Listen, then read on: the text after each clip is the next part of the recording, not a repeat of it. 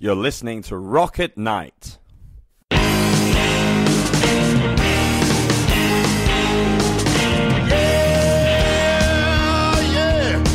you ready? Tonight I'm gonna take you on a little trip. We're going down south by the mighty Mississippi.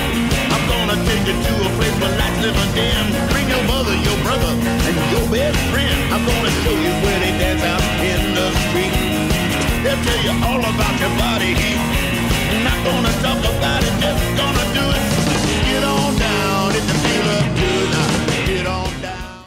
And this is Anita with Rocket Night, and I'm here with SG and Carol Lynn. Oh, Rachel Lynn. Rachel Lynn.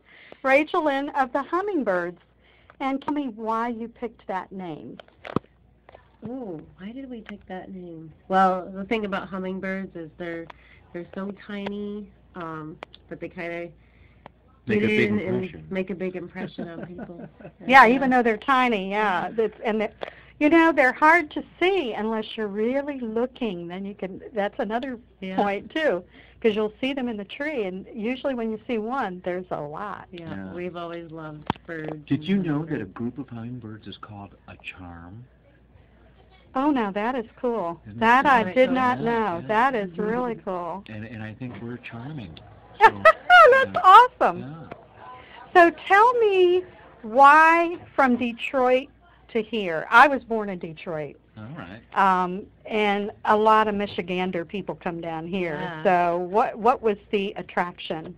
I think we just love the weather.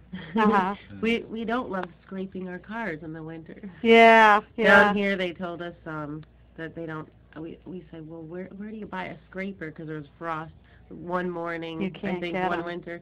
They said, what's a scraper? Yeah. Card. Sometimes the dollar stores will carry them Right. in the wintertime, and that's about the only couldn't place. find them yeah. anywhere. And Walmart doesn't even carry them. It's really kind of crazy. Yeah. So being from Michigan, you don't think of people from Michigan that play country or like country. And it looks like you take the genre and you really mix it up. How did that happen when you met and you formed your sound? How did you mix the genres so well? Well, Rachel was she was playing acoustic guitar, just kind of in her apartment by herself.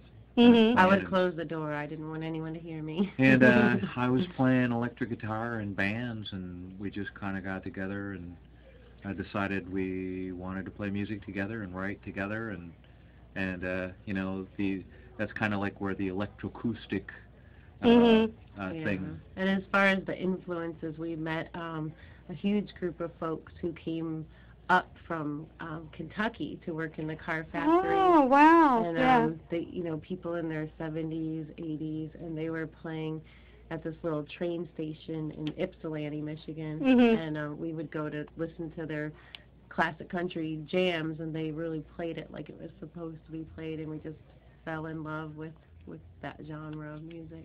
And it's amazing because Detroit seems to be a real seat of music. Between Detroit and Chicago, it seems to be a lot of hot stuff going on. I know you maybe know Margaret White, who's a friend of mine, who's done some blues radio up there with the blues genre, and she wrote for the Blues magazine up there too. So, and she's joining us at Rocket Night. She's going to be joining us because she's also coming down. Very cool. Every winter time she's down That's here. how it starts. You come down in the wintertime, and then eventually you just never go back. Now, how did you all meet? Was there some kind of... We had a mutual friend that introduced us, Mm-hmm. and Also musical, too, so Mm-hmm. it's all through music, that's Mm-hmm. how we met. yeah. Now, there's an old band from Australia called the Hummingbirds. Have you listened to their stuff, and what do you think of them? We love their stuff. We do. And then when we were choosing the name, we said we like the name the Hummingbirds. Let's check if there's any other bands named the Hummingbirds. Right. And at the time, there was only them, and they had broken up. So we thought, oh, it's okay to use that name. But we did. We loved their stuff. Yeah, they don't seem to be around much anymore. Yeah, we were lucky. We scored the .com, the Hummingbirds.com. Right. And there's actually another Hummingbirds in England right now. In Liverpool. Yeah. Yeah. And their website is wearethehummingbirds.com. So we got thehummingbirds.com. But maybe we'll all do a show together someday. Now, what's their genre? Because I did see their site, but I didn't delve into it more. I mean, they kind of sound like they're adding a lot of their, kind of like the Celtic influence into their music. Like it's full of energy, and it's got kind of like a skiffly sound to it. Mhm. Wow. Yeah, I'll have to check them out too. But you are the Hummingbird, so you got the .com. And I was going to ask you also, what do you think of the corporatization of the music industry? I've been asking everybody I interview this. Yeah. It seems like it's really hard to get recognition unless you've got a huge record label behind you. Yeah. And independent artists like yourselves are really fighting to get heard, and the competition is really stiff. So how do you do that, and what do you think of the corporatization of the music industry itself? Well, for me, like, I personally like I like what we're doing, the DIY, like do-it-yourself kind of musician, because we get to kind of make our own rules, and we get to play smaller venues, like even house concerts, and we're kind of growing our fan base little bits at a time and making it bigger that way. So, how about you? Well, I think when you go the corporate route, you have to do what the corporation tells you to do. We make all the decisions for our future and how we do it ourselves. When you're involved with like a major label and the corporations, you end up like owing them, a ton of money, and you lose control. You just lose control of your artistic direction and stuff like that. So if you keep it yourself and do it yourself, you are in charge of all that stuff. You can be whoever you want to be. You don't have to, kowtow to anybody. But it's a lot more work, and the success that you receive from it probably won't be as great, but you'll be prouder, I think. Yeah, if you're happy with modest success, this is a great way to go, because you are in control of your music and your art. I think it matters to have like a body of work that you can be proud of, that you did yourselves, rather than be like one of those countless nameless one-hit wonders. And we know we've all seen that in the music industry. They'll be backed by a record label, and then they'll come out with one album which has one hit, and then they're gone. They're gone forever. So I've been listening to the album, the new one, and some of the stuff from the old one is on your SoundCloud. So I like Chocolate and Vermouth. I really like that one. But it's just a rich pattern of lyrics and music that kind of spans those genres, as we said. And I love it, so I've been turning people on to it. Thank you. We appreciate that. Yeah, and just a few more questions. What do you both do when you're not doing music? Oh, what do we do? Well, I'm actually a third-grade teacher. Really? Doing music, yep. Oh, how cool is that? Little known fact, but I'm going to let you in on that secret. So what happens when you go touring? Do you have to get a sub? Or? No, we tour when I can, like during our breaks, during the summer, part of the summer and things like that. And you feel very dedicated to that, right? Oh, yeah, and that's my other passion. I have a few passions, and, sometimes I'll have a stack of paperwork from school that I need to do, or lesson plans from school, and then I'll have my songwriting book over on the other side of me, and I'm like, which one should I do first? And what do the kids think? Oh, they love it. They think their teacher's a rock star. They think it's just the coolest, and they all leave the class thinking that they're songwriters. Aw, that's sweet. And what do you do? Well, I do a lot of music therapy for senior citizens.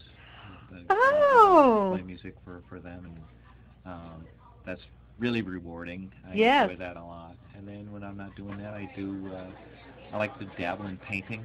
And when we have free time, we like to go fishing. Oh, that's cool. And that's nice in Michigan or here. Yeah. Both places. Different beasts down here. Yeah, they're different kinds of fish down here. You know, they can really, take off a hand. You have not had anything till you've had snook. Oh. And when you catch snook, you're not even supposed to keep it anymore. You're supposed to throw it. But Floridians, if they catch one, they'll keep it and eat it. Oh, So, my gosh. but yeah, they're not legal, and they used to be. You better not put that in the page. Oh no, that audio, that part of the audio clip will be cut off. But let me tell you, back in the day when you went fishing here, you could just put a line in and you'd pull up a snapper, a snook, or a grouper, and now everything's fished out. It's really hard when you're going out to the sea. Salt water, it's really tough. Well, we've done some pier fishing. Mm-hmm. And it's like you never know what you're going to catch out there. She's caught a couple small, like mullet, or what do they call the bonnet head shark. Mm-hmm. And you caught a puffer puffer fish, and so like this, like all kinds of weird stuff that you catch on the piers. And we've had people say, hey, you want to go fishing for the big groupers and stuff like that. I've got a boat, but you got to go 30 miles out. Yeah, because it's been fished out. If I want to get in a little boat like that, you better take Dramamine before you, especially if you have a beer or two, and then they start doing this on the waves, you'll get like really, really sick. Yeah, we've never been. Yeah, it's out there is a whole different ball game. I did want to let you know that me and Charisse, who work on Rock at Night, I'm a CNA, and she's an environmental scientist. Wow. And I work with patients doing music therapy and Alzheimer's patients, and like you said, it's super rewarding, and this is what we're looking at as we age. It's just like autism, only it's the other way. It's with older folks. Never used to be like that. Now I just think it's all the meds and everything everybody's taking and environmental. It has a lot to do with it. But she runs the ukulele club, the East Pasco Ukulele Club, and we meet in a senior citizen assisted living facility, huge place, once a month. And she bought me a uke in December, and I'm from a musical family anyway. But all of a sudden, I just became addicted to the ukulele. So one more question: what's next? What's next? Boy. Like next 6 months, next year, what's your plan? Well, I think we want to branch out. We want to play more cities in the state of Florida. We want to get out, maybe out to Georgia, Carolinas, and stuff like that. We have to kind of work within the confines of her school. Right. So, like, I would say an immediate goal will be to get up to Gainesville, Jacksonville, Pensacola, so spread Miami, the word. Orlando. Yeah. Who wants the hummingbirds? And then in the summertime, we can kind of hit it a little bit harder and go a little bit farther out. And in the meantime, we're writing new material. We're already, looking towards our next album. And awesome, great. I'm looking forward to that. You will love Northern Georgia. If you can get into Atlanta and a couple places, that is a hot music scene no matter what genre it is. I mean, a lot of people thought it was the rap and the soul and the rhythm and blues, but it's not just that in Atlanta. It's really kind of surprising. Gainesville's a very cool town. Yeah. And as far as up in North Carolina and Tennessee, I mean, there's a lot of music festivals. You could probably even get into some of the Celtic music festivals because they don't just do Celtic anymore. I mean, there's a big, huge mix of all kinds of stuff. So, thank you so much for this interview. You're listening to Rock at Night. Thanks for the intro melody. It's called Get On Down by Billy Bass Alford. Thanks.